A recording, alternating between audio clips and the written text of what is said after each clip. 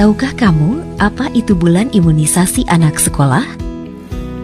Bulan imunisasi anak sekolah adalah kegiatan nasional meliputi pemberian imunisasi pada anak usia SD, MI, atau bentuk lain yang sederajat yang dilaksanakan 2 kali setahun, setiap bulan Agustus untuk imunisasi campak rubella dan HPV, serta pada bulan November untuk imunisasi DT dan TD.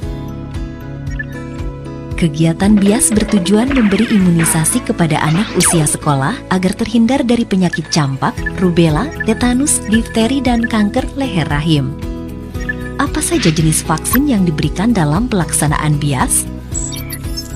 Kelas 1 sekolah dasar atau anak usia 7 tahun menerima vaksin campak rubella pada bulan Agustus dan difteria tetanus pada bulan November. Kelas 2 atau anak usia 8 tahun menerima vaksin tetanus difteria pada bulan November. Kelas 5 atau anak usia 11 tahun menerima vaksin human papillomavirus atau HPV dosis 1 khusus anak perempuan pada bulan Agustus dan vaksin tetanus difteria pada bulan November. Kelas 6 atau anak usia 12 tahun khusus anak perempuan menerima vaksin HPV dosis 2 pada bulan Agustus. Tempat pelaksanaan BIAS bagi peserta didik yaitu di satuan pendidikan atau bagi peserta didik yang belum mendapat imunisasi pada pelaksanaan BIAS, maka dapat juga diberikan imunisasi di puskesmas atau secara mandiri di fasilitas pelayanan kesehatan lainnya. Sedangkan bagi anak usia sekolah yang tidak sekolah, tempat pelaksanaan BIAS yaitu di puskesmas, posyandu, pos pelayanan imunisasi atau secara mandiri di fasilitas pelayanan kesehatan lainnya. Alur pemeriksaan status imunisasi. 1. Orang tua atau wali peserta didik mengisi status imunisasi atau data riwayat imunisasi dan kesehatan anak berdasarkan surat edaran pemberitahuan dari sekolah atau madrasah. 2. Data catatan riwayat imunisasi direkap dan diserahkan sekolah atau madrasah ke puskesmas setempat. 3. Puskesmas melakukan analisa terhadap catatan riwayat imunisasi masing-masing peserta didik dan selanjutnya memberikan rekomendasi untuk melengkapi imunisasi bagi yang belum lengkap imunisasinya.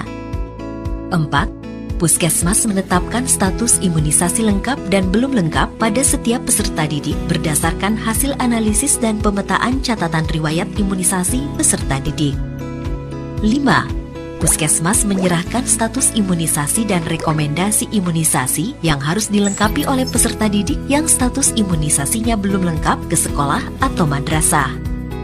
6. Status imunisasi dan rekomendasi peserta didik disampaikan sekolah atau madrasah kepada orang tua atau wali peserta didik. 7. Orang tua atau wali peserta didik yang status imunisasinya belum lengkap membawa anaknya untuk dilakukan imunisasi di puskesmas setempat maupun secara mandiri ke fasilitas pelayanan kesehatan lainnya. Peran guru dalam pelaksanaan BIAS. 1. Memberikan informasi pada orang tua atau wali atau peserta didik melalui pertemuan orang tua atau wali atau komite sekolah atau surat pemberitahuan yang berisi manfaat imunisasi dalam kegiatan BIAS, tanggal pelaksanaan, serta persiapan peserta didik dalam pelaksanaan BIAS. 2. Membantu memberikan sosialisasi kepada orang tua atau wali atau peserta didik.